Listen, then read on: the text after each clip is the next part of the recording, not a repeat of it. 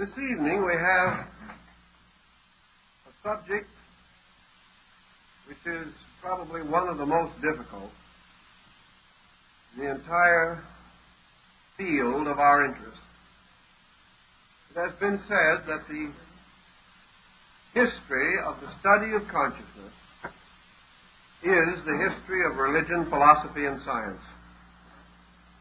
That these fields all depend, finally, on the gradual unfoldment of concepts concerning the power to know, the means by which knowledge is attained, and all the other ramifications by which reason and judgment can be derived from experiences of awareness. Some of the early modern philosophers were of the opinion that the term consciousness should be dropped entirely, as having developed gradually around itself such a frustration of meanings that it was no longer possible to use the term or the word intelligibly. Today it means almost anything that the individual wants it to mean. He applies it to every type of cognition, and he also involves it in nearly all of his spiritual and religious beliefs and ideas, with the result that semantically the word lost boundaries, and since the 19th century has been in comparative chaos as to internal structure. I don't agree, however, that we can afford to drop it as a word or seek for a substitute.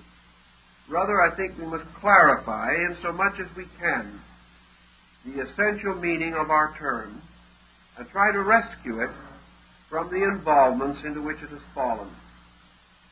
As might be naturally supposed, our first difficulty is to define the term consciousness, trying to discover what it actually means. What do we discover?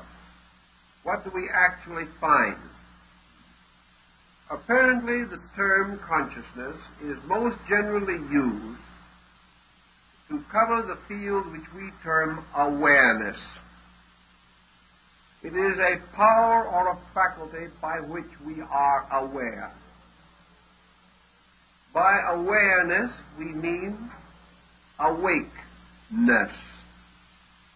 We mean that these faculties are in a position or in a condition to accept the stimuli that may come to them from a variety of sources, external or internal.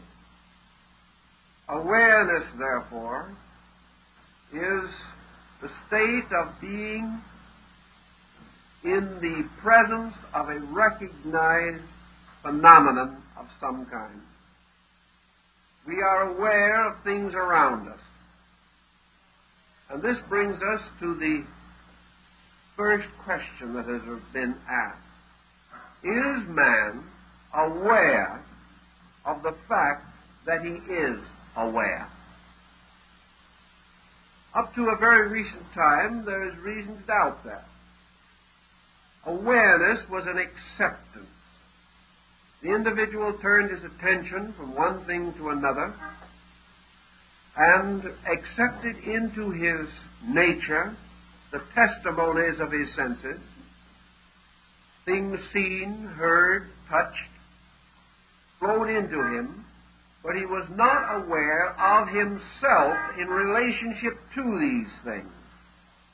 He was not aware, for example, that his own consciousness accepted or rejected these phenomena by intent or purpose. It was merely a something forever available to become aware of whatever stimuli was brought within its range. Gradually, however, the investigation of phenomena has led to the conclusion that whether we are aware of our own awareness or not, that there is a certain continuous activity from within ourselves, even in the most simple problem of seeing. Seeing is not merely the sense of sight, registering its own testimony upon something within man.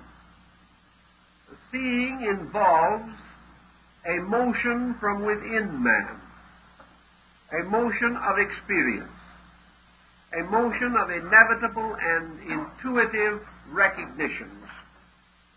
The individual seeing, whether he is aware of it or not, immediately begins to estimate the thing seen. A power within himself begins to pass judgment upon the thing seen. And this judgment is nearly always based upon experience, based upon memory, or upon previous instances in which similar things have been seen, or upon comparison, or perhaps upon the intuitive sense of utilities involved. Whether we know it or not, we always see with a certain appraising power. We are constantly passing some kind of judgment about the things seen, accepting it, rejecting it, liking it, disliking it, responding to it pleasurably or without pleasure, actively or passively. Thus, there is something within the individual that responds to the pressure of sensory perception and causes awareness to be immediately specialized into a series of judgments, conclusions, attitudes, and opinions.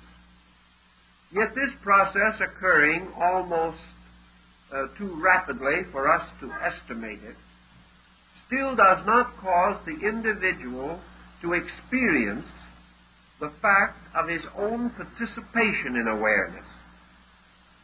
Most persons, being aware of something, are not aware of their own faculty procedure. They merely accept things seen, assuming that this is a natural and normal procedure. It is only after the rise of man's philosophic life, when he began to question the methodology of things that happened to him, that he began to get frustrated over the problem of his own awareness. Prior to this time, he simply was glad that he had this awareness. Gradually, however, the problem of trying to understand it intrigued his mind, intrigued his reason. Now, why should man wish to know how and why he is aware? Probably the answer lies in the gradual arising in human nature of certain doubts. From early time, man became aware of the fallibility of his own judgments. He realized that he could be mistaken, that due to the pressure of some psychic factor within himself, he could not depend upon the validity of his own sensory perception. He learned that he had a power by which he could pervert things seen or things heard, whereby he could interpret into something that which was not in it, or interpret out of it something that was in it. Therefore, that this process of awareness was not necessarily valid. When he began to experience this, he began to experience the need to rationalize this awareness process, to discover, if possible, where his own mistakes were. He began to realize also that he could not depend upon the sensory perception for final judgment in important problems. He could believe, as the ancients did, that the sun moved around the earth because it appeared to do so, and that when it set in the evening it went under the earth to light the world of the dead. He had a good deal of phenomenal evidence to sustain him, but he learned gradually that his senses were wrong, that what he appeared to see was not the truth. He learned in many ways that appearances could be deceptive, and by degrees he lost faith in the absolute validity of the initial impact of awareness. He became aware, for example, that people who looked nice and were well-dressed could still cheat him. He discovered that individuals who looked very healthy could drop dead 5 minutes later. He discovered that what appeared to be a great bargain was wonderful only on the surface, and that appearances could prove very deceiving. He began to become suspicious of surfaces and of appearances, and sought stronger and more positive instruments by which he could judge value. The moment he began to search for the judgment about value, he discovered he had to use certain internal faculties, that he had to weigh and ponder and consider. And he gradually divided his mental life into two parts: a concrete or objective mental life, dealing principally with phenomena, and an abstract or subjective mental life that dealt almost totally with principles. Now, principles by themselves were difficult to deal with. A man has never succeeded in dealing with a pure principle. He has never been able to separate a value completely from association with objectivity. If you wish to, for example, try to estimate in your own inner awareness the nature of a completely honest person. Now, you're out after a quality. You're out after the quality of honesty. You want to construct for your own purpose an archetypal image of total honesty.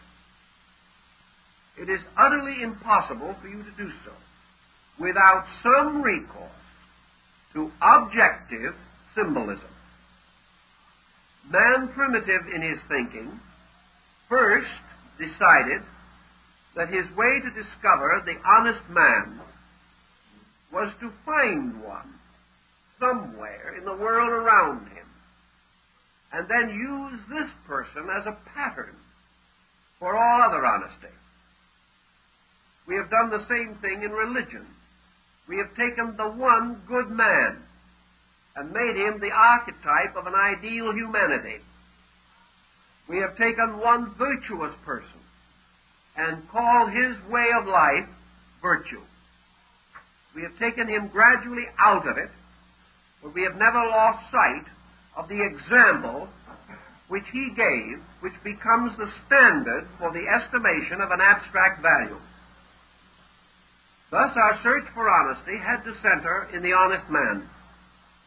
Our search for truth had to be centered in a person who seemingly possessed this power or this invaluable treasure to a pronounced and outstanding degree. Truth without a truthful person or a truthful situation became comparatively unthinkable. So we were never able to completely get away from our dependency upon the records that our awareness had brought to us. Today, when we think of good as a virtue or as a quality, we must associate it with good persons, good conditions. We say that something fortunate that occurs to us is good. We must tie it with some phenomenal thing. Thus, as psychology has pointed out, we are not yet in a position to say that what we call consciousness is an arbitrary something within us which judges all other things. We are not able to say that consciousness is something in us forever judging righteous judgment. We would like to say that it is, but we are not able to prove this. either in our own living or by recourse to the compound example of life around us. We must, in absolute honesty, therefore, say that consciousness as awareness is an awareness capable of error, an awareness which merely is awareness, but is not able to pass final judgment upon the qualities of which it is aware. Now this brings us to what you might almost call your Scottish metaphysical position on this, namely that consciousness per se and substantially represents the divine in man. That consciousness is a God-given attribute, inscrutable because it is divine, beyond definition because it is a spiritual thing, utterly transcending any of our objective or material experiences. Now this causes also a moment of pause, because we know that we are now in the presence of a serious dilemma. If consciousness is inevitably divine, then we must explain the margin of error which we find in it, because we are not able to assume that there is a margin of error in the consciousness of God. Consequently, if consciousness is inaccurate, if man can come to certain conscious conclusions which are not true, then consciousness cannot be totally and completely divine, because if it is, we associate it inevitably with the element of the infallible. And every aspect of consciousness that man knows today is fallible. We know, for example, that the noblest aspects of consciousness as we know them will be subject to modification in the future, and things which today we disregard or upon which we pass adverse judgment may sometimes be accepted as superior to what we have now, or what we now accept. Thus, consciousness cannot be more or nor less than a conditioned kind of awareness. Now, what religion is really trying to tell us is that we actually have no definition or no true and complete explanation for this fact that we are aware. Once we become aware, we can assume that our awareness is subject to error imposed upon it by mind and sense. Thus, the awareness of man, recording any phenomenon, may be subject to error due to false or inaccurate recording. The sensory perception was not correct or not complete in its testimony. This can and does still leave the root of awareness as an energy or as a power, a kind of spiritual electricity, a kind of life essence by which awareness is possible.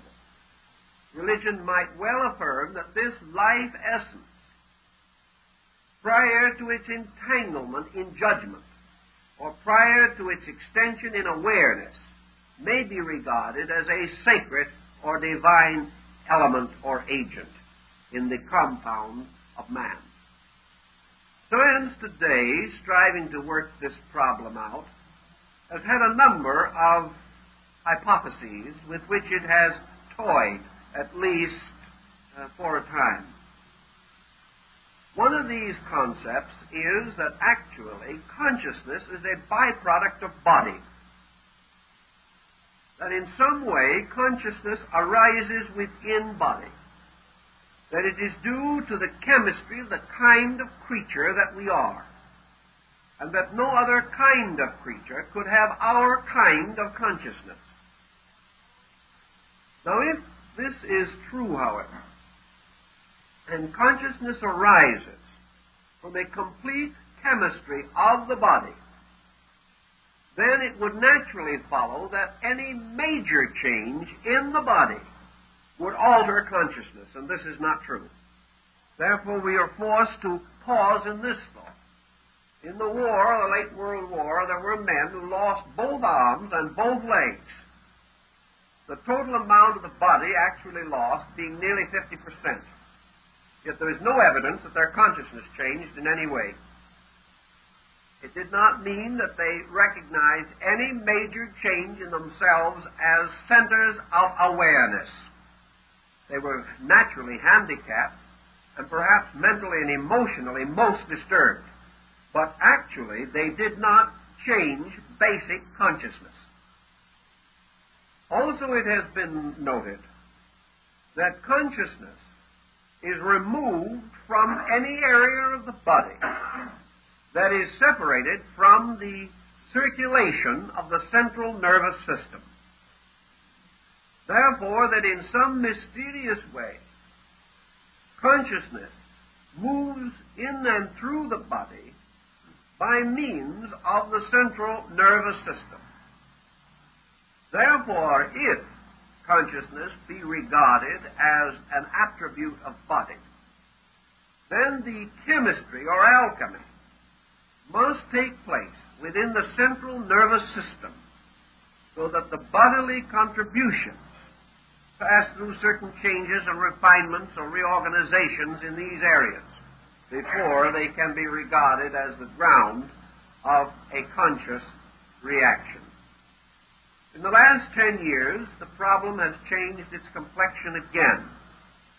We have less emphasis upon consciousness as byproduct of biological function. We are again beginning to think of consciousness as something imposed upon body, something separate from and superior to body, either arising in a psychic field, which is an overtone of body, or else in a soul sphere, which is an undertone of spirit, and is itself superior to body. All these theories and problems and postulations have their strong advocates, but an advocate does not necessarily possess the full answer. So this evening and through the rest of this series of lectures, we are going to try to summarize and explore the field of consciousness as it is understood in both Eastern and Western religion and philosophy, and as far as we can in the terms of psychology and in comparative standards which have arisen over the last several thousands of years of human intellectual contemplation. We can then begin with one of the most basic concepts that we have, and that is consciousness as the subject of its own object. Consciousness was, to most ancient people, regarded as subject, therefore identified with self, or identified with I. Consequently, in seeking for early definitions of consciousness, it was customary to associate this power with the existence of a selfness or even a selfhood within the composition of man. Consciousness then became the primary attribute of self. I am, being perhaps one of the simplest, the most ultimate statements of consciousness, and a statement which has gone unchallenged for the most part through the ages, because no one has sensed or felt the audacity to say, I am not. It sounds very defeating, frustrating, and difficult to demonstrate, because the very statement of the individual that he is not implies that there is something that is in the position to make the statement, which it immediately nullifies, because the statement cannot emerge from that which is not. The man can deny, but in his very denial, he proves that which he seeks to deny, because he must use his own statement to deny his own existence.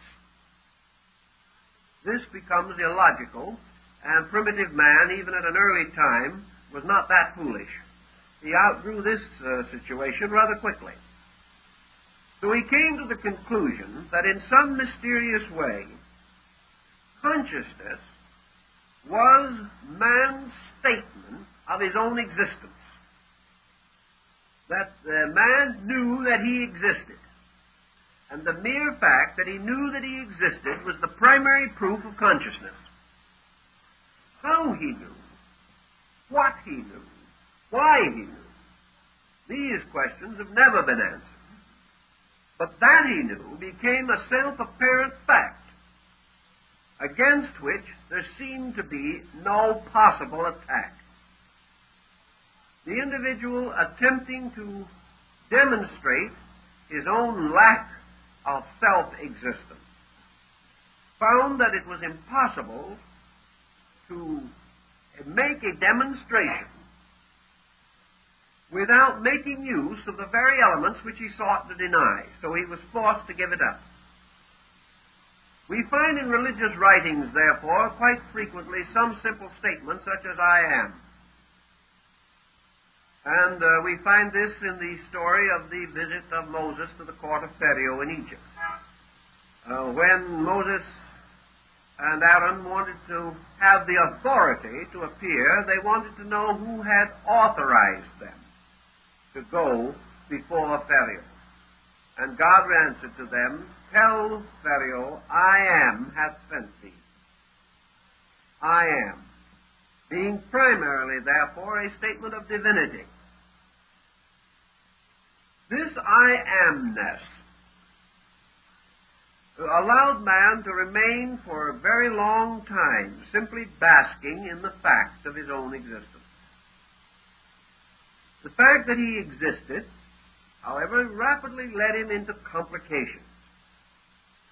As this sense of I amness began to develop, man could not sense his own selfness except by the creation of a dynamic comparison.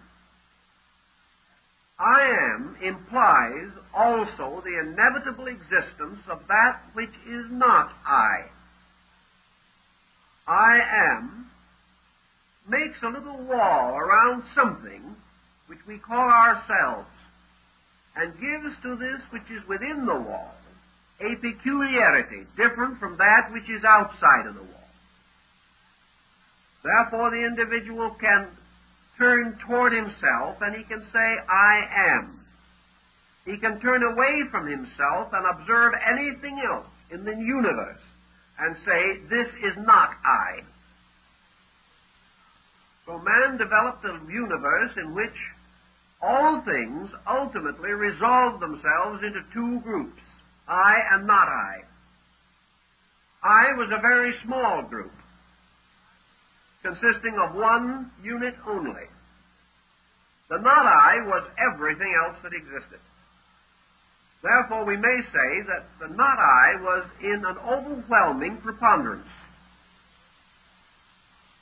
Also, this recognition of the I and the not I led to a further complication, namely that man could not and did not live by I alone.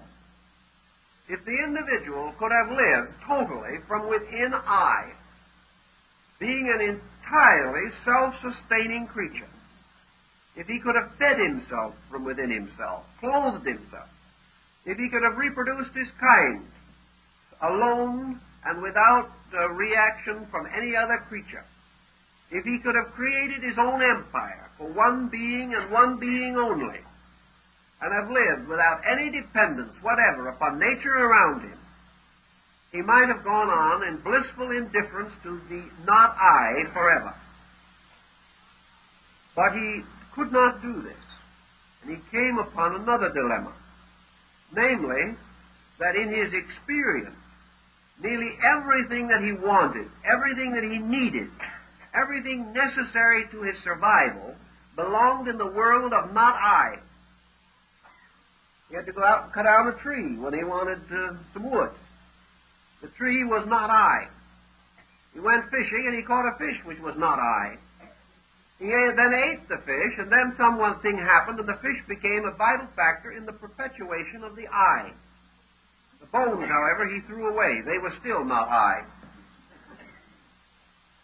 He had a family.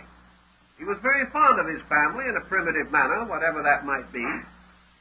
But that family was not I. And he gradually discovered also that the most difficult and terrible interval that exists in nature is the interval between two creatures with the same kind of I. He didn't have nearly as much trouble understanding animals because he thought of them the way he wanted to, and if he was wrong, they could never correct him, so he thought he got along very well. But the moment he tried to explain another I, another self, he found himself in conflict with a being like himself, with purposes and principles which might not agree with his own.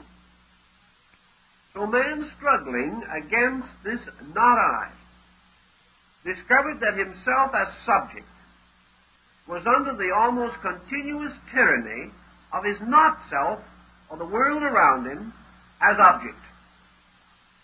And we find this arising not more distantly than in our evening paper tonight. For we discover in reading the paper that there are many things happening in the world that we do not like. If we had anything to say about it, they wouldn't happen, according to our way of thinking. We feel, however, that these things are being caused by not I, by somebody else, and that as sure as we are here, we must suffer from the happening and the doing of some other I that is not ourselves. Thus we have gradually grown to the position where we are all the victims of the collective objective, the thing outside of ourselves, and remain as passive observers, having a continuous awareness that things around us are going contrary to our inclinations and that there is nothing we can do about it. This is a rather confusing and crippling type of recognition. Man had it for a long time, however. This is not new with us, though it is new every time it happens. We have then man as self, looking around him into a world in which most of the values are very difficult for him to understand, and most of these difficulties arise from the action of other selves than his own. He may abstractly conceive of the fact that for everyone else he is also one of those other selves, and that therefore the universe is composed of an infinite number of selves, each one unique to the one who it belongs to, each one almost impossible of comprehension by anything except itself. This curious psychological situation has always been a cause of difficulty, and probably always will be, as long as it continues, because it places the human being in a strange relationship, a fatalistic, frustrating relationship with everything else that exists. Consciousness begins to tell us these things as we use it in terms of awareness. We therefore come to the conclusion that consciousness is in some way a rather individual thing. That consciousness has to be the sum or substance of something. So we then go to the next step, namely the possibility that behind each of the forms in nature there is a separate conscious entity. The moment we do this, we come into religion. For now we find the body to be possessed by a spirit, or occupied by a conscious being that has an existence of its own apart from body. but is brought into a relationship with body during the phenomenon which we call physical living. We now have, then, conscious beings who have dispositions, characteristics, and attitudes which they impose upon body. Body, then, now becomes the victim of spirit, or of the spiritual entity. The psychic being becomes the autocrat. Instead of body creating consciousness, body becomes merely the instrument for the expression of consciousness, whether this consciousness be good or bad, depending upon the nature of the being which inhabits the body. Now, what do we have in support of this concept?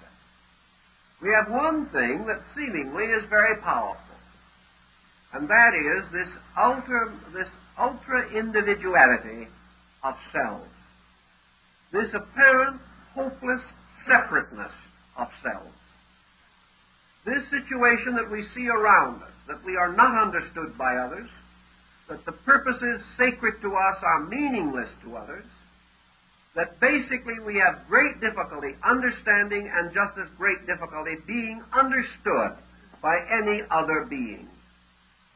Under such conditions, it seems that we can demonstrate that consciousness is a series of individual units, each one encased in some kind of form or body, and that these individual units are irreconcilable in themselves, having different origins and different destinies.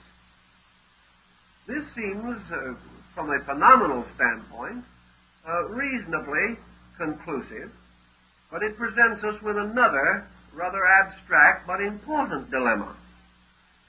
And that is that we observe everywhere in nature that things in their ultimate states are not separate. We recognize, for example, that this solar system of ours is all to a great degree bound under the luminosity and energy of one sun. That this one sun, or one light, or one life, illumines all things, sustains them, nourishes them, and is present in their compound.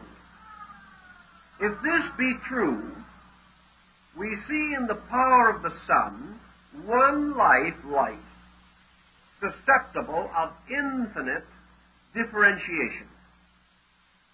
We know that the energy from the sun not only moves the planets and causes the grass to grow and inspires the poet and the mystic, but also sustains the worm and the insect and makes the earth fertile, makes the very water that we drink suitable for our use. Thus, this life, though infinitely separate in its manifestation, appears to us to be one essential substance.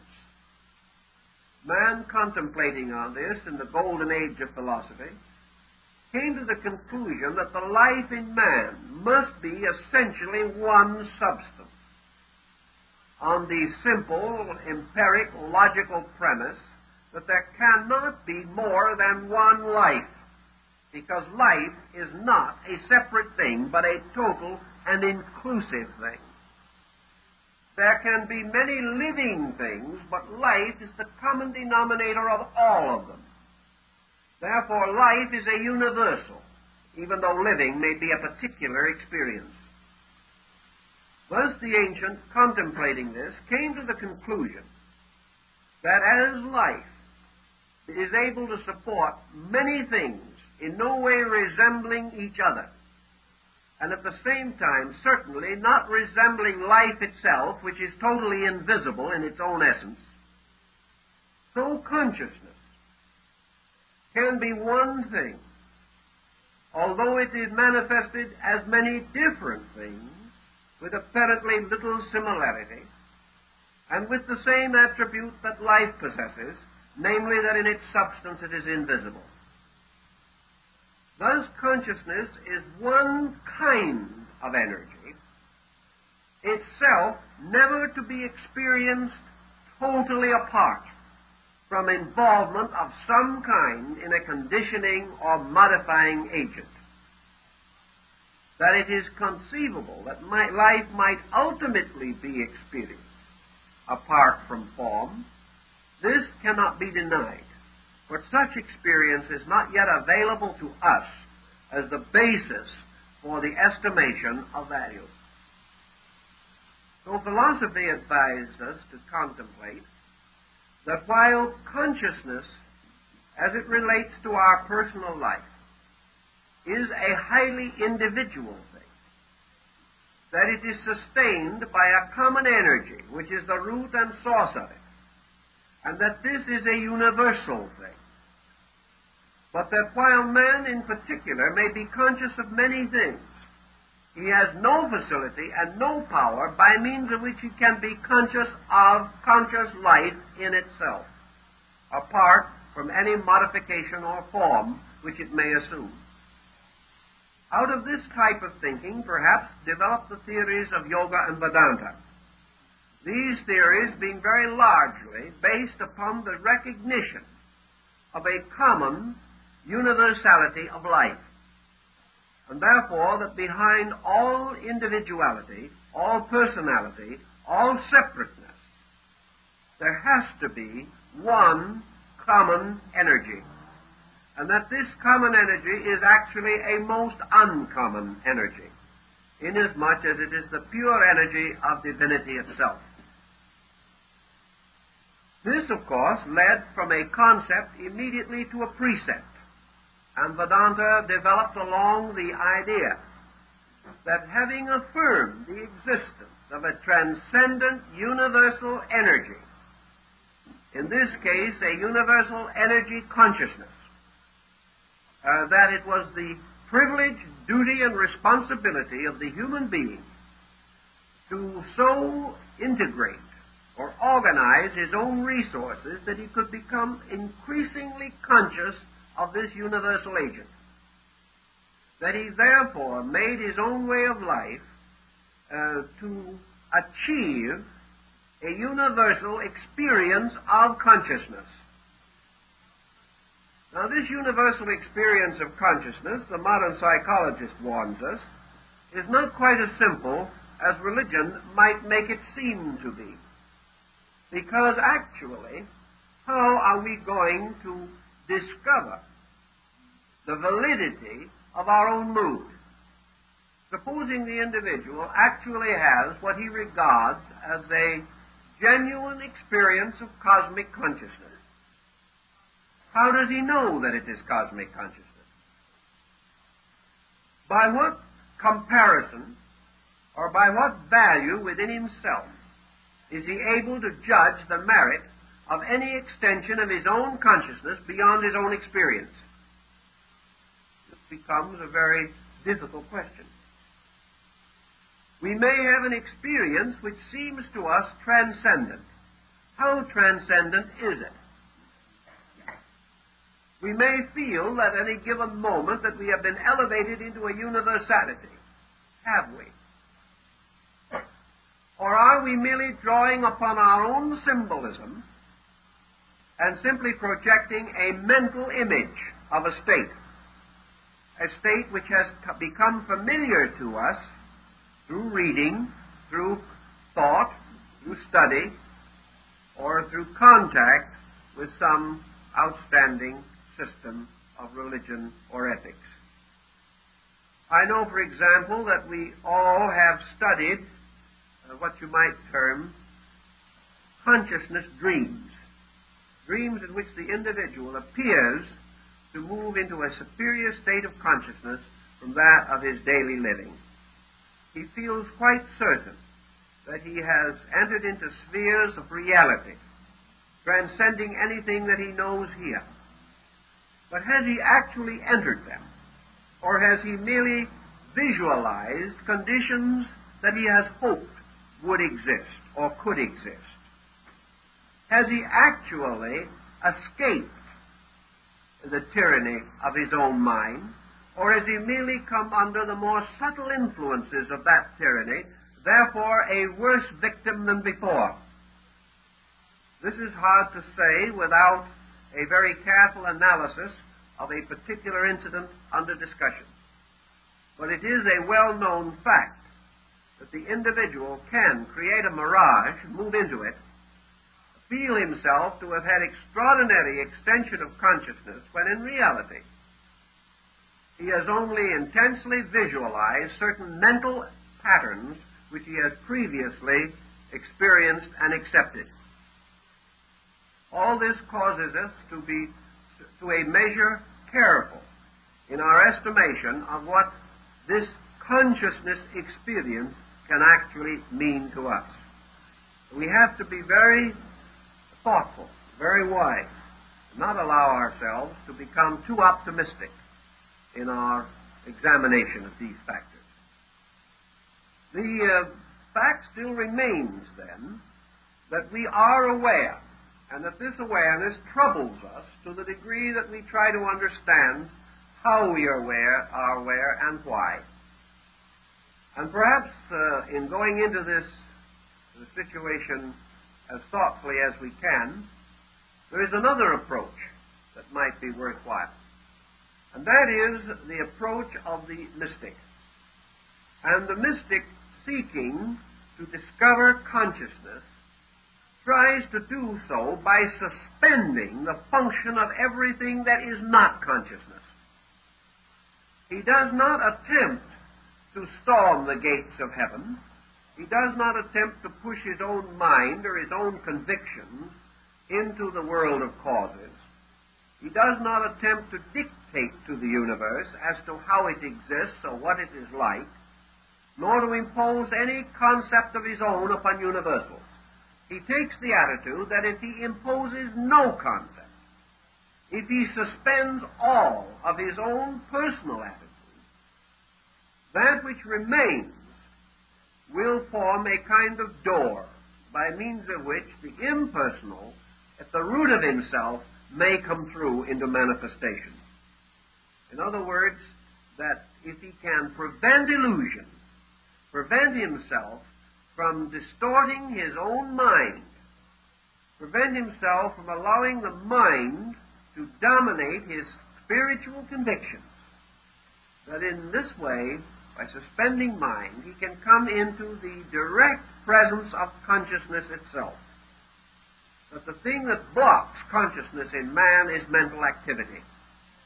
The ancients assumed, of course, that two things blocked it: mental activity and emotional activity. That wherever the individual was under mental or emotional pressure, he would never be honest, he could never see anything as it truly is, and he could never be still and permit the internal to move through him. Thus the Quaker, the Quietist, the Sufi, all of these types of mystics assume that consciousness could best be experienced or discovered through the total suspension of all function. And this was to a measure behind the meditative disciplines of Eastern religion, as well as the monastic disciplines of the Western Church. Out of this experience, however, came a series of consequences which also have to be estimated in terms of value.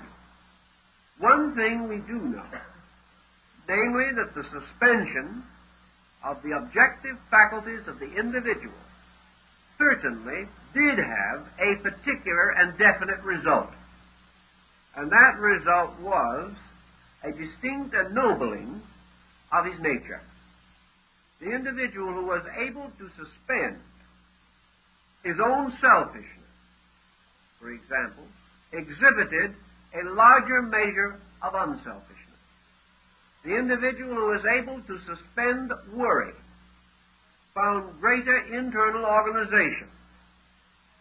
Therefore, we can say that the person who is able to suspend negative processes in his own psychic life certainly gains a considerable amount of insight, or releases a superior quality of insight as the result of escaping from or overcoming negative or lesser degrees of insight. Thus, in the experience of the mystic, there seemed to be an increasing godliness, an increasing sensitivity to value, as the individual slowly relinquished those attitudes which were most likely to bind him to false concepts and standards. Here we have then perhaps the explanation throughout the whole world of what we might term the mendicant attitude in religion, namely that man not being able to serve two masters, those seeking God must first renounce the world. This renouncing the world was only symbolic, however. It was the renouncing of the entanglement in which the sensory perceptions, attaching themselves to objects, became hopelessly involved in these objects and in the destinies of these objects, to the degree that there was no longer any possibility of attaining a tranquility because of the non-tranquil nature of attachments. Attachments are always subject to improvement or to lack or loss of improved condition. They go forward or backward. The individual either becomes more or less. And these attachments never seem to stand still. And the individual captured in the moods and constant motions of these attachments must also bear their commotions and the confusions which arise within them.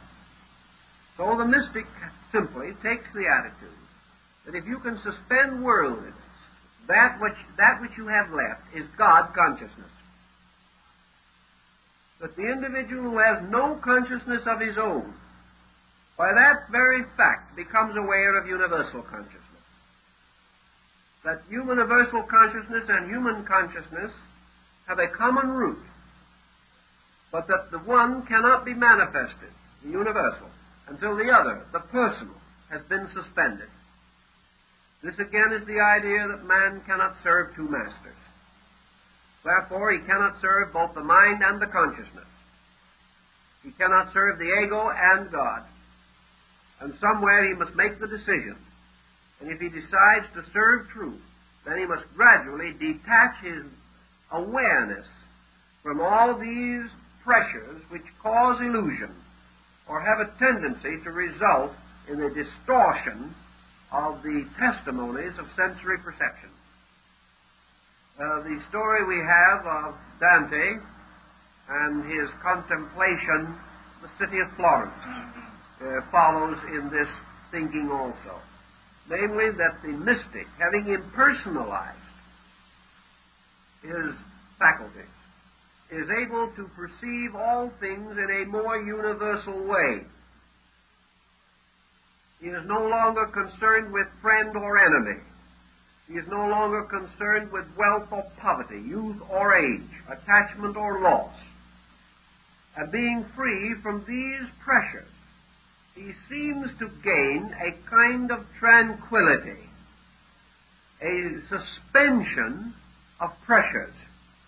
And this suspension of pressure has always been an essential part of the phenomenon of mysticism. We then begin to say, what does this mean in terms of consciousness? It means a certain relaxation. It means that consciousness is no longer constantly moving. Awareness is no longer bombarding the center of itself with an endless stream of testimonies. Western man, confronted with this problem, takes the attitude that to suspend these faculties, to suspend the pressures of living, will mean to reduce the consciousness itself to a non-entity. What he is trying to tell us is that the consciousness has no existence apart from stress, that it exists primarily because it is challenged, and that consciousness is man's reaction to challenge, that it leads to the gradual strengthening of faculties and the intensification of energies, the development of the power of the will, and the gradual integration of resources against adversity. Therefore, that if we suspend the problems around man, we isolate him, and his consciousness simply goes to sleep because it is not challenged. That the consciousness, therefore, in man is something which rises primarily to challenge, and has no existence apart from the need for itself, which man experiences in daily living. This, however, is not quite rational either. It is subject to a great deal of controversy and debate on a number of grounds. First, if consciousness is dependent upon phenomena, such as man's association with the immediate problems around him, and consciousness represents, as we have a tendency to believe that it represents, one of the highest existing forms of energy in space, then it leaves universal consciousness dependent upon universal action and causes God to be totally dependent upon his creation for his own existence. This opens another question. It opens the problem as to whether the divine nature in this respect is identical with human nature. Man is dependent for certain experience upon his environment. Is this also true of deity? Is deity aware of its own existence only because of the struggle of creatures like human beings, who must in some way find the solution to their mystery, and in so finding it, do they contribute to the ultimate discovery of the mystery by deity itself? The ancients were disinclined to this viewpoint. They were more inclined to view a middle attitude as one perhaps of greater accuracy, admitting that consciousness is dependent in its manifestation upon phenomena. The ancient also affirmed that it has an existence and subsistence apart from phenomena. Therefore, that if the individual does nothing, in no way stirs mentation or emotion, suspends every faculty and observation and power that he possesses, that he does not, in so doing, destroy consciousness, or cause it to cease to exist, or to cease to have a natural faculty of its own. The ancients were inclined to assume that consciousness has an existence in itself, and that this existence in itself is perhaps the supreme mystery of all mysteries in the universe.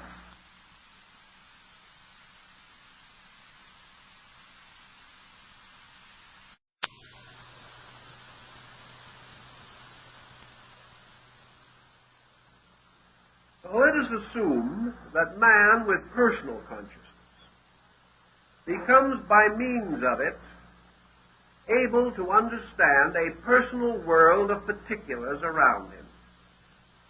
Yet with this particular or personal consciousness, man is not capable of understanding universal mystery.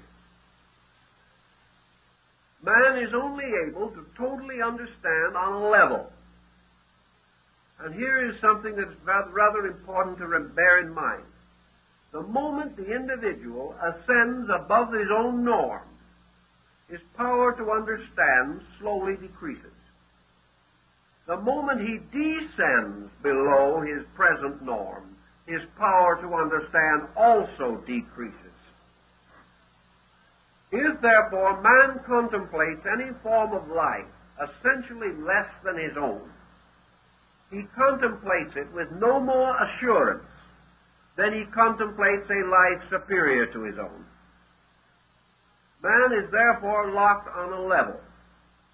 We might say, for example, that man's body, containing within it all the working parts of his own elaborate economy, that man should be capable of the experience of the parts of his own body, but he is not. Man is utterly incapable of experiencing the problem of his own heart. He is not able to experience in participation the project or problem of the digestion of his own food. To him, the mystery of his own digestion must be studied out of a book as though it belonged to someone else. He cannot experience the process of his own digestion. The only time he can get a little taste of that kind of an experience is when he has indigestion. Then he discovers that he is aware of something. But even this awareness does not prevent him from making the same mistake that caused the indigestion. Man is aware of pain or discomfort, but he is not aware of process. He cannot be very quiet and very still and experience his own digestion. He cannot be very quiet and very still and experience what happens to a nerve within his own body. He must consider even his own body as something separate from himself, something that he must study. He has to go to school with others to study the structure of body in common before he is able to examine his own. Yet this body belongs to him, and its energies are sustained by his life, yet he cannot share in it. If he goes upward into a world of more rarefied conditions of consciousness, he cannot, by moving inward, discover the nature of his own ideas. He cannot actually experience his own ideals. He cannot contemplate a superior state of himself, nor can he for one moment experience the consciousness of the orders or hierarchies which he believes are above himself in nature. It is very difficult for him to experience actually the wisdom of one of his own kind, slightly wiser than himself. And he certainly has difficulty in really appreciating one of his own kind who is a little more foolish than he is. He is locked within a very narrow gamut. And his consciousness thus simply does not escape either upward or downward under the normal functions of living. If, however, he enters into a state of contemplation, and he detaches himself from all worldliness around him, trying to absorb himself into the most subtle parts of his own being, could he then become sensitive enough to experience the functions of his own body? Eastern yogas tell us that he can, but that it requires a tremendous amount of discipline and a very highly developed science, and that also that to experience a state of awareness superior to his present state requires a very high advancement in the yogic art. That these things will not happen by accident, but that, of course, they will all happen gradually by evolution over long periods of time, because man is going into new experience continuously. But until he actually experiences these things, he cannot cope with them. And consciousness, as consciousness, does not fill this interval. It does not make it possible for him to do that which is otherwise impossible. But the potential of consciousness seems to possess within it the power to accept growth by experience, so that experience never outgrows consciousness, but becomes a new instrument for its manifestation on a higher level. All these factors then contribute to another point. Thinking of personal consciousness, the individual, following the old concept of microcosm-macrocosm analogies, which dominated thinking for 1,000 years in Europe, became a habit, comes to the next conclusion. Is his own state of consciousness a key to the relationships of universal consciousness? If, for example, man is personal, and the universe is bigger than man, and must support many men, many beings, many creatures, may we justly ascribe to the universe a universal consciousness, even as we ascribe to the person a personal consciousness? We may certainly do so, but when we divide consciousness from personal to universal, what do we experience in the process of so doing? Do we know any more than we did before? In the majority of cases, we do not. Universal consciousness simply becomes our consciousness applied or projected by ourselves toward a state which we have not experienced, but which we must conclude is bigger than our state. Therefore, we come up with the idea that universal consciousness is greater. Because this universal consciousness is associated with God, it is better. Because deity is presumed to be all-knowing, this universal consciousness is omniscient. Because God is everywhere, this universal consciousness is omnipresent. And because God does all things, this universal consciousness is omniactive. But when we have said these things, what have we said? We have only tossed long words around. We have not actually experienced any of the factors involved. We have simply projected our own state upon the universe and assumed that as man has the awareness of self within his own nature, that the universe is ruled by a being also possessing awareness of self. Awareness of self by man is called personal consciousness. Awareness of self by deity is called universal consciousness. Because deity, being the universe, being the totality of existence, self-awareness for deity implies total consciousness. Yet, self-awareness as applied to man does not imply personal total consciousness. We are to assume that deity, by its consciousness, is aware of the sparrow's fall. But man, with his world, by his personal consciousness, is not aware of the infirmities of his own flesh. He may sicken and die before even recognizing the symptoms. Man is not aware of the burden placed upon the blood vessels of his own body. He does not have to carry the load of the smallest cell as a conscious experience in his own life. Yet, man as a person controls a body of which he is unaware, and which he therefore frequently perverts to his own ambitions. Had he the consciousness of it, he would not do so. How then shall we affirm that universal consciousness is actually aware of us any more than we are aware of the cells within our body?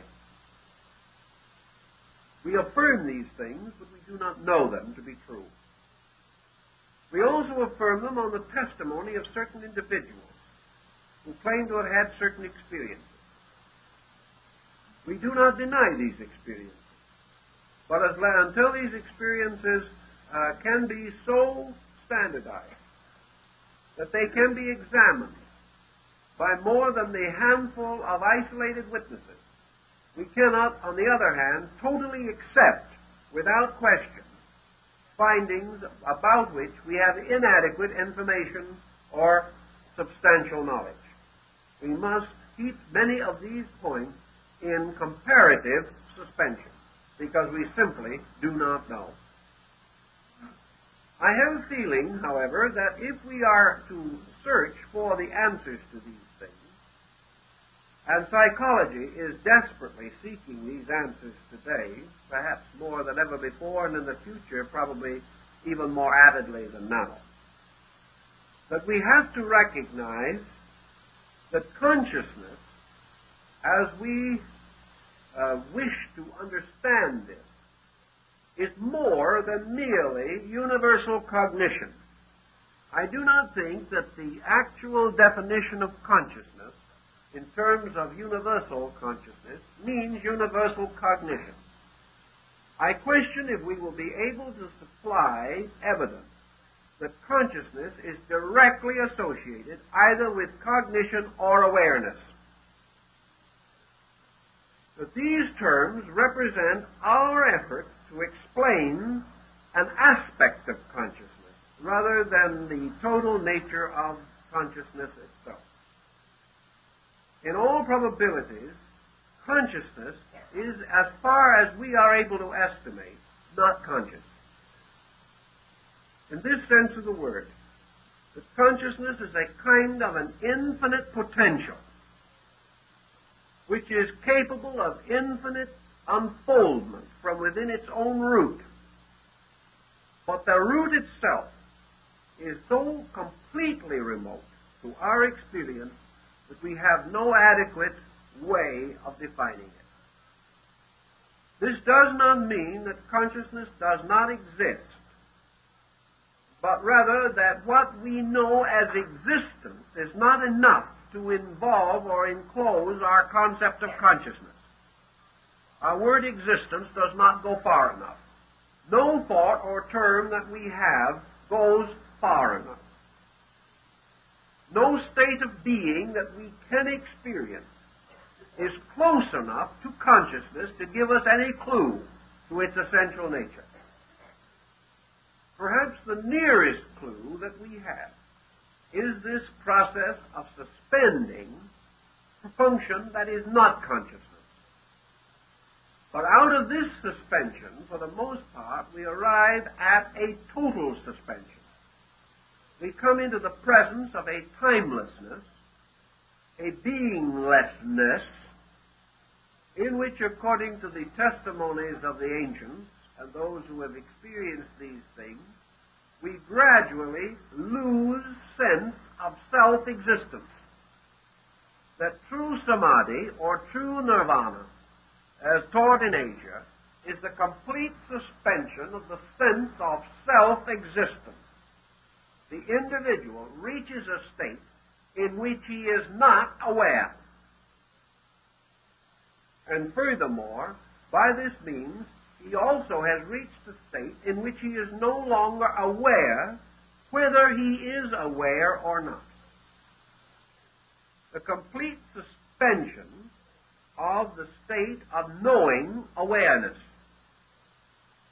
Therefore, in this instant, the individual escapes time and place totally. Consequently, what we call awareness is related to time-place association. We are aware of time and place, of the relationships of these things upon each other. Time, place, things. All these are essential to awareness. The suspension of time, place, and things causes the suspension of awareness.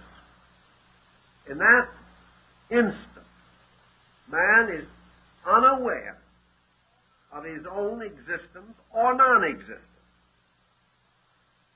So we study the problem as carefully as we can to discover, if we can, what the individual is cognizant of while he is not aware.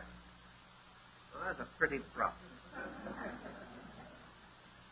In other words, it's an extension of the idea, what is he thinking about when he's not thinking? In the samadhi and in the experiences of Eastern mystics, there is a peculiar term which comes in, which I don't think has been much discussed in the West, except perhaps among some of your old medieval saints. And that is this reference to blessedness, reference to bliss, and to a state of almost perpetual ecstasy, which seems to mark the profound, mystical, apperceptive mood of these saintly persons. Having transcended all personality, time, place, condition, there seems to be described a state of bliss, a state of timeless, measureless, beingless bliss. Now this has been explained and studied a great deal, particularly in your Oriental philosophy, to find out how an individual can be so blissful when he doesn't know that he exists. But he comes back with an answer which confounds the elders and leaves the entire situation in very much of a dilemma. Namely, that bliss exists, that he has discovered that a condition exists, but he does not, which is the exact reverse of everything we know. Are we then to affirm that consciousness in its own nature, a priori, is the exact reverse of everything that we know? is consciousness the opposite of every definition we've ever given it? Is consciousness, therefore, by its very nature, completely contrary in substance to the extensions of itself in matter? Is anything that appears to be good at one pole bad at the other? And is this consciousness, which we know as the continual urge to be aware, is true consciousness a complete suspension of awareness, presenting to us some dimension above awareness, beyond anything that we can conceive of with our present faculties and our present knowledge? Buddha took the position that true consciousness was not only incomprehensible to us, but different from anything that we have ever experienced, and making use of a series of instrumentations which we have no awareness of. That true consciousness is not extinction, but can only be discovered by the total extinction of every process that we use to attempt to attain consciousness, inasmuch as every process that we use creates pressure, creates intensity, and builds a greater wall of illusion or misinterpretation around our awareness problem. So he took the simple answer that universal consciousness can never be known until it is experienced, and that when it is experienced, it is discovered to be perhaps what the mystic says, not the individual aware of something, but condition itself aware of the individual, that there is a positive polarity in space, and that true consciousness is the universal being aware of the particular, whereas consciousness as we know it is man as a particular forever seeking awareness of universal, or that which is separate from himself. Man seeking to understand what is separate, whereas consciousness is forever moving through that which is not separate, but is the same. Consequently, true consciousness is the discovery of sameness, or the total experience of sameness, whereas our type of consciousness, our analytical consciousness, is constant awareness of difference. Socrates and many of the Greek philosophers worked very hard on this problem of consciousness, although the term was not very well known to them as we use it today. In fact, the type of consciousness that we refer to was unknown to them, because they had an entirely different attitude toward this entire subject. They held it to be self-evident among the Greek idealistic school. Man was a stranger coming into this world, arriving here, having his internal psychic life drowned or intoxicated by matter, and that therefore he lived in this world in a kind of stupor from which he could only be released by discipline or by initiation into the mysteries. That if by virtue and integrity he lifted himself above the restrictions of his own body, gaining during life victory over his own senses, emotions, and desires, that he might then return again to the spiritual estate from which he had come. This concept was almost a complete pattern. The Greek mind did not go further than this, because it also dealt with the concept of metempsychosis, or rebirth, assuming that the individual would have to be reborn many times before the ultimates of consciousness were of any particular importance to him. This left the situation almost untouched, except that Socrates and most of the Greeks, including Pythagoras, pointed out clearly that the road to consciousness was a road to separation between worldly and divine matters, and that every individual seeking consciousness must attain this separation within himself, restoring to value those things which were valuable, and relinquishing such attachments as might interfere with the ultimate victory of the soul over circumstances. Thus, in the Greek, we have the beginning of the idea that man must attain some kind of a victory over natural habit or inclination before he could experience the true mystery of consciousness. In the East today, as in long ago, this consciousness problem presents itself in a variety of ways. Zen has one approach to it. Lao Tzu, in his Taoist teachings, had another approach to it. But all of these approaches have to do with certain things. One of the points always emphasized is discipline. Now, how shall we understand discipline in relationship to consciousness? For example, how are we to assume that man's consciousness, being as it is more or less polluted by the condition under which he exists, placing upon him or making available to him a discipline superior to his own state? Yet we know this can happen in the ordinary life of man.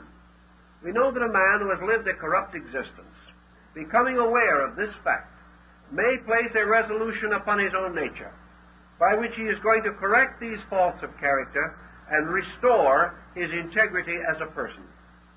Thus man may, by perceiving those around him, and being inspired by conduct superior to his own, or discovering that his own conduct is no longer suitable to his nature, may improve or change himself. Discipline implies this particular kind of adjustment. Discipline is the mature person placing certain restraint upon his own conduct. One kind of discipline is called lawfulness. It has to do with social adjustment, in which the individual restrains his conduct because certain conduct is dangerous and detrimental to society and opens him to punishment. There is another type of self-restraint which is posed upon the individual who has discovered that excess is dangerous to his own nature. He has discovered that unhappiness, misery, sorrow, pain, these things have arisen from his own conduct. Therefore, he is inspired and impelled to make certain changes within his nature. Go further into this same policy, and you come to your philosophic theory, namely that discipline philosophically imposed is man's recognition that it is possible for him to control his own faculties, that it is possible for him to impose upon his own nature certain rules suitable for the improvement of his own total being, and that such may be termed discipline or penance, or may be applied by an obligation or an oath or by a voluntary commission. All of these things ancient peoples understood, and they made certain vows, and they took certain rites by which they dedicated themselves to the better conduct of their own lives. So in yoga and in most of the Eastern disciplines and in Christian monasticism, rules for the refinement of self were taught and were imposed upon those who desired certain spiritual advancements. And I think that in the majority of instances, these rules, though perhaps difficult, had numerous virtuous connotations. I think the loss and complete lack of self-discipline, which has so distinguished our modern age, is responsible for a large part of the trouble that we are now in. The individual, failing to accept a responsibility to himself, has lost the wonderful privilege of being stronger than his own desires. And lacking this experience, he has been unable to meet adversity with the strength and courage and dedication which perhaps was present in civilizations less advanced technologically than ours. So that the possibility of self-discipline, as in Zen or in Taoism, must be given due consideration. Self-discipline in terms of consciousness is the individual assuming that there is a life within him that is part of a universal life, and that this life is by substance and nature either greater than the common life of the person, or else in potential is capable of greater advancement, or of being able to support more adequately the improvement of the individual, if he will make an effort in that direction. So the disciplines of consciousness assume that there is something in man which is capable of a better knowing of things, a better acceptance, a better understanding or appreciation than that which is commonly available. Ancient man then began to study. Modern metaphysics followed in the same general pattern. The effect of the mind upon the man, and have come to the conclusion that the mind, as the Indian classic, the Gita, says, can be and frequently is the slayer of the real. That man's mind, setting upon him certain personal patterns and habits, causes him to develop a kind of characteristic or a false kind of personality or temperament, and that the findings of this false temperament pass as findings of consciousness when they are not. And that when the individual says, I, he is usually not referring to his center of consciousness, but to his intellectual egoism. That when he says, I think, he is not stating the truth. He is saying what he says without consideration. For what he means is, the mind thinks. And instead of the mind being used to think by the I, the mind is its own master and is imposing its own requirements upon the self. Therefore, as Buddha points out, the individual says, I want. This is a lie except in one particular. Buddha says that man can say, I want, only in one way and make it honest. And that is that I want liberation. That any other desire except complete spiritual emancipation is not a desire of the I. Therefore, that the I does not want. The individual says, I like. Buddha says this is a lie. It is only applicable under one condition, when the individual declares a fondness or likeness for absolute truth. That nothing else arises from a proper level to say, I like, I want, I believe. To say, I possess, is false. And if there is a consciousness in man, this statement is an absolute contradiction to that consciousness. To say, I possess, is a false statement, because I cannot possess. The only thing that can possess is my body. And to say I possess means that I assume that my body is I. To say I want is to assume that my emotions are I. To say that I believe means to assume that my mind is I. To say I think is to assume that the thinker is the self. And these assumptions are not true. Therefore, the terms that we commonly use and with which we are continually fortifying our own psychology, these terms are false. The longer we become addicted to them and the more strenuously we observe them, the more completely confused that we will become.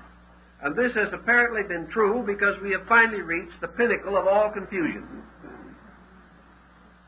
There is no way in which we can estimate greater confusion than that we have now, except by waiting until tomorrow. Then we will have a new experience of how much worse it could get. But now we have reached the apex of the conceivable. But actually, consciousness is none of these things. Consciousness impels none of these thoughts, because in the substance of consciousness they are useless. Actually, everything that the individual does, he does for one of two purposes, one positive and the other negative. Everything he is doing is either in order that he may approach reality or that he may depart from unreality.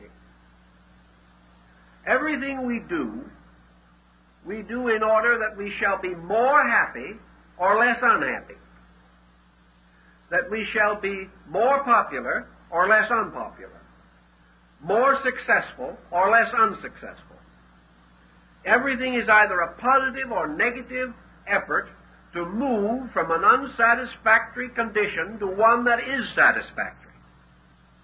How then can consciousness, which is total satisfaction, have any motion in it whatever?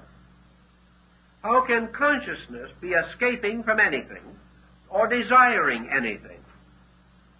How can consciousness desire to be more than it is or to have anything that it does not possess? Havelock Ellis points this out in his mystical experience description, that in this transcendent moment he was desireless, that he lived or existed in a state of such complete adjustment with existence that he realized that there was nothing missing, nothing could be added, nothing could be taken away. Therefore, everything for which we exist, which is to add or to take away, must cease to be significant. And the motivations that move all of us become non-operative. What is man, therefore, to do when all of his familiar motivations cease to motivate him? He apparently is suspended in nothing.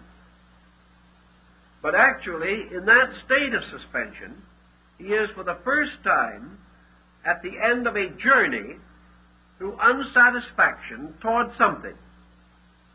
Now, we do not assume and cannot take for granted even for a moment that the universe ends in a stasis. That all dynamic is eternal, we are reasonably certain. That forms and types of motion and energy can constantly change, we know. But that energy itself can cease, we gravely doubt. We know that it may be subject to modification, that it may pass into forms beyond our comprehension or conception, but that it shall cease once it moves is beyond our certainty at least. Therefore, we have no reason to assume that man ends in a suspension of a heavenly state of bliss which leaves nothing to be desired and permits nothing to be present that is not desired. This would be a complete suspension, a complete end of everything. What we are therefore probably dealing with is that we are bringing the individual out of the well, at the bottom of which he has been existing, as in Plato's legend and fable of the well, that what we call nirvana, or the total extinction of man's escape and defense patterns, is actually the release of man's consciousness as fact. And therefore, at that time only, is the truth available, inasmuch as error has ceased. That actually, under those conditions, man passes from a prenatal state, which is the one he's in now, into a condition of birth, being born out of ignorance into a state of reality. That state of reality is therefore comparable to our concept of consciousness. But under the present condition, we are simply unaware of it, being no more able to remember or recognize it than we are to remember our state before birth. Yet that we had a state, we know. What it was, we do not know. That we have a state beyond us in the future, superior to our present, we are convinced by instinct within us. What it is, we do not know. But we can only assume that it is more than the absence of itself. That whatever is less perfect is moving towards a condition superior to its own state. We do not wish, however, to be caught in the thought that the pushing of the present condition into the future makes it perfect, nor that the complete satisfaction of any pattern that we now hold means security. What we are trying to achieve is the realization that there is an integrity, whether we know it or not, like it or not, believe it or not, accept it or not, and that it is toward that integrity we are moving. and that integrity may or may not agree with anything we now believe, but that we are approaching it by trial and error regardless of any other efforts that we make. And your disciplines imply that it can be approached by discipline also. Discipline merely being the exhaustion of error by character rather than by accident.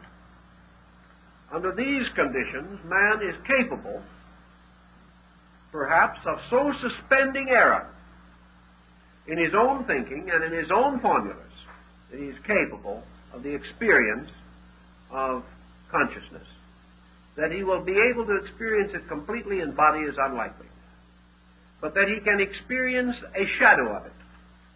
A sensing of what lies beyond it is conceivable if he performs these disciplines and follows in the footsteps of those who have led the way to these supernormal experiences of awareness. That brings us then to the next step in our problem. What is the difference between universal consciousness and universal mind? Universal mind, apparently, has always been held as a demiurgus or as a secondary deity. The universe brought into existence as a mystery of consciousness. Therefore, creatively engendered by consciousness which is creative. And creativity is the principal difference between consciousness and intellect. Intellect is not creative. Consciousness is. Wherever intellect seems to create, it is because of consciousness content that is behind or operating in pattern with intellect. But universal mind becomes the regulator, the administrator of the world in which man exists. It was therefore sometimes referred to as the third logos. It is the world, mind, or intellect, the imposer of regulation, rule, and statute. And the world under its intellect becomes a rational animal moving in space. Plato so defined the world. When the Greeks referred to the world, they referred to what we would call the solar system, or perhaps even the universe in some of the connotations that they had of the term. So the world as a mental entity is a mental autocracy in space. Even as man, as a thinking or mental creature, is a self-governing unit, governed by reason, intellect, or mind, governed according to the quality and capacity of individual and collective intellect. The mind, in turn, deriving its authority, substance, essence, and energy from world mind.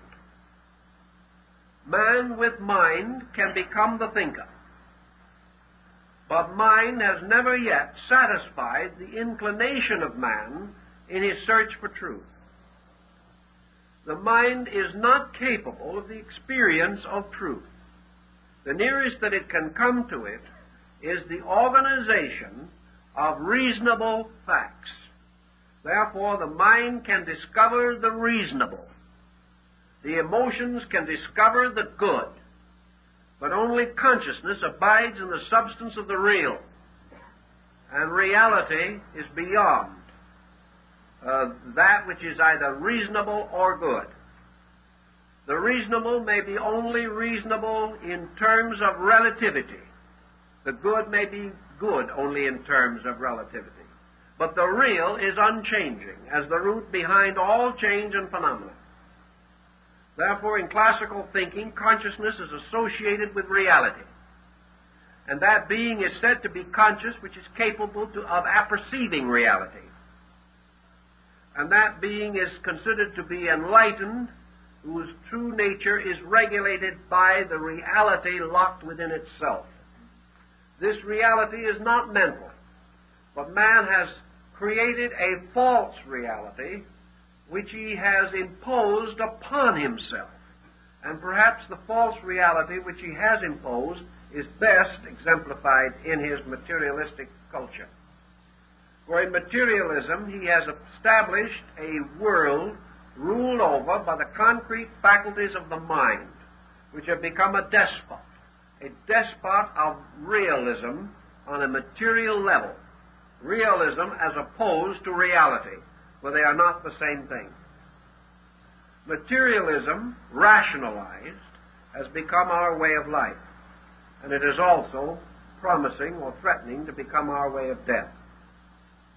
This carries with it the ancient belief that consciousness differs, therefore, from reason in its experience factor and in its creativity.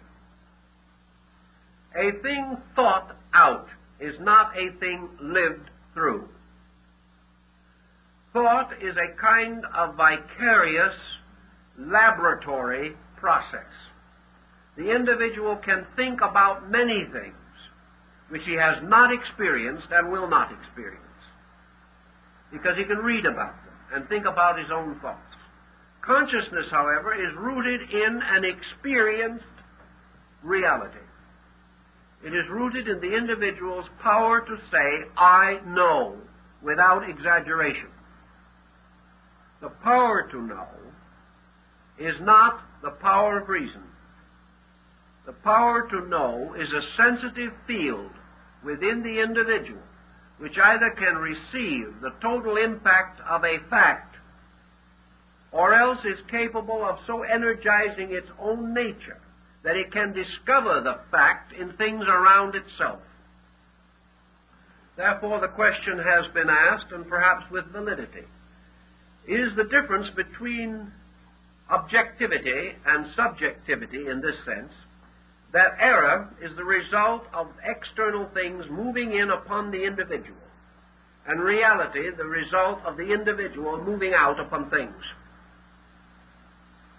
This could be a valid comparison if we do not push it too far. I think there is no doubt in the world that consciousness discovers value in things, and that it does so by an intentional purpose. That consciousness coming in where intellection ceases, searches for that which the intellect cannot find. Intellect, for example, can discover character and motive. Consciousness, however, seeking reality, seeks the experience which led the individual to his conduct. And as we go further and further in this, we discover that the mind judges, but consciousness does not.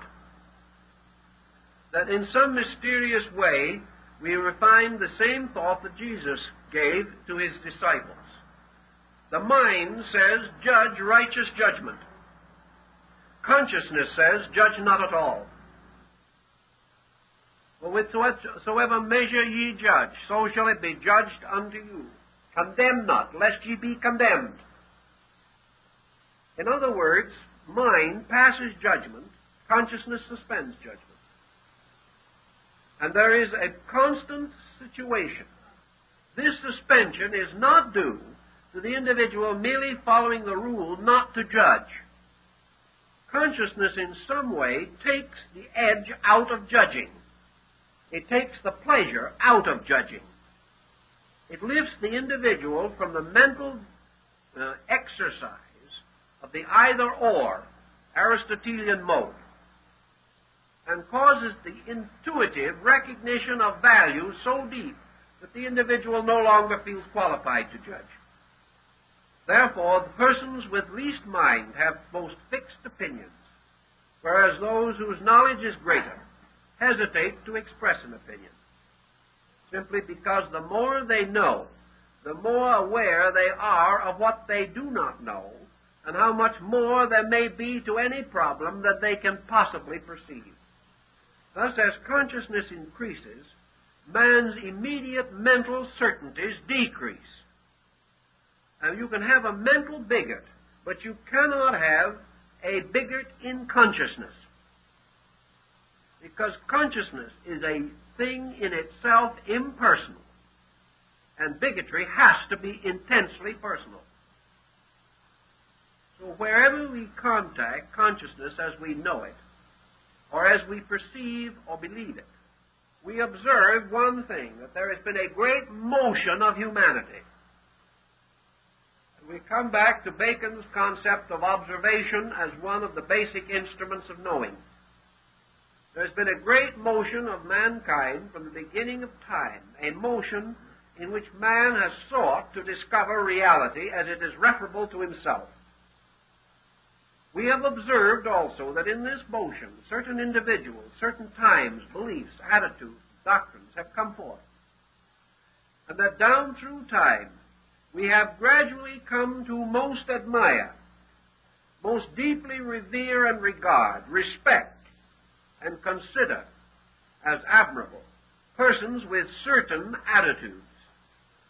We have also gradually come to observe that persons with those attitudes have been vindicated by history, that with the gradual passing of time, these persons have been proved right, whereas those with different or other attitudes have not been proved right. Thus we have a certain experience framework to indicate the correct or general motion of man's awareness. We know in general the kind of awareness that has made better people.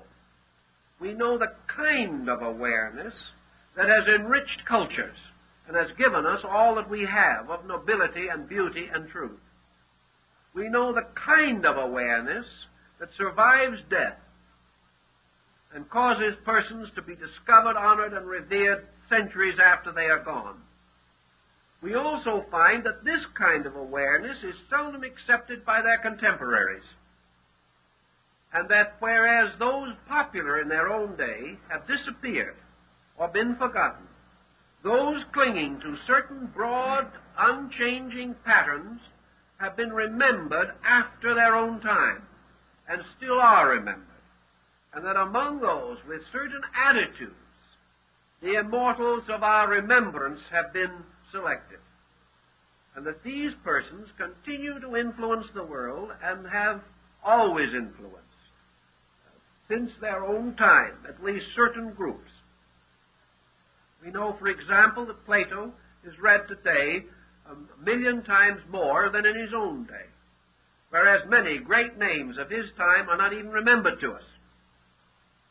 Thus, certain types of thinking have not only moved individuals, but have contributed to the permanent motion of peoples, of cultures, have led to the gradual building of sciences, for upon certain foundations that must have been true, the sciences that we have gradually developed were developed. Had they been essentially false, we could not have built upon them. So there are attitudes, there are beliefs, there are teachings that have survived simply because of a strange integrity locked within them. These patterns give us some concept of what constitutes the direction in which man is presumed to be moving. We know that such consciousness as this, such attitudes as this, are exemplified by the Sermon on the Mount of Jesus, by the words of the prophets of ancient Israel, by the wonderful discourse of Muhammad at Mecca, also by the first sermon of Buddha, seated at Sarnath, along the side of the Indian road, and in the wonderful works of Confucius and Lao Tzu, that these have all struck certain identical chords, and that man has instinctively known that these were right, regardless of how he conducted himself. Thus, out of this, we have a direction of consciousness.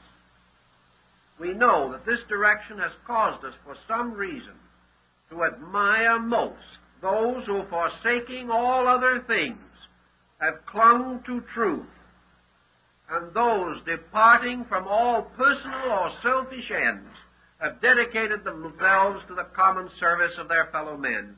These persons have lived. Therefore, the search for consciousness, or the experience of consciousness, is bound into this pattern, so far as we are able to understand it. And if there is a way toward consciousness for man, it is in this way of gradually decreasing selfishness, decreasing personal ambition, and the gradual elevation of universal value above personal value, that such a compromise of position, that such a change from our common pattern, has caused great sorrow and misery to these people, we know. Yet in themselves they were greater than their sorrow or their misery, and out of them has come historic martyrdom, individuals who were perfectly willing and gloriously ready to sacrifice their lives to protect others or to preserve principles and convictions which they regarded as greater than life. Thus we find the evidences of the courage, internal resource, and strength bestowed by certain convictions, as opposed to the common weaknesses resulting from certain other convictions. From these broad factors, we must finally come to the conclusion that man has accepted subconsciously, whether consciously or not, has accepted subconsciously that there is a consciousness superior to intellect, that this consciousness has an existence apart from intellect, that this consciousness is impersonal, universal, and in its essential ideals and principles seeks to bind up all differences, unite all discords, and reflect or reveal the common unity within life and living. That this consciousness has to do with the mending of broken things, the overcoming of all separateness, man's outgrowth of egoism, selfishness, ignorance, and superstition, and that within man is the vision of this need, and that discipline comes to him as he gradually clarifies this position and seeks to gain the strength of internal resource available to him once he begins to move in harmony with it. And the search for consciousness for man today seems to be the result of a dedication by which he resolves to move himself with consciousness, toward consciousness, and dedicates himself to those ends which, to the best of his conviction, represent the proper and natural ends of consciousness, as differentiated from the intellectual and emotional ends which he has previously cultivated and which have led to discord and disaster. So we have this experience of consciousness, that man seeking to do those things which man's universal experience has demonstrated to be right, does gain greater courage, greater insight, and greater internal strength. And from these circumstances may assume that at this present stage of his growth, this is the direction which it is proper for him to take, and that therefore he gains the support of consciousness by dedicating himself to those universal values which he senses within himself, and which, if they have any origin at all, certainly originate in consciousness rather than in the selfish, separating factors of his ordinary existence. So the individual dedicating himself to his superordinary self, to that which is beyond his common, daily purposed self, finds that he gains greater strength and greater ability, greater respect and honor, and achieves greater good. For these reasons he assumes that such motion on his part is motion toward consciousness, or with the approval of consciousness, and that he is rewarded by the release of greater understanding from within himself, this understanding being that part of consciousness which he conceives it to be possible for him to sense, know, or understand. So with this as a preamble, we have to proceed next week, but I think perhaps we've done enough for one warm evening.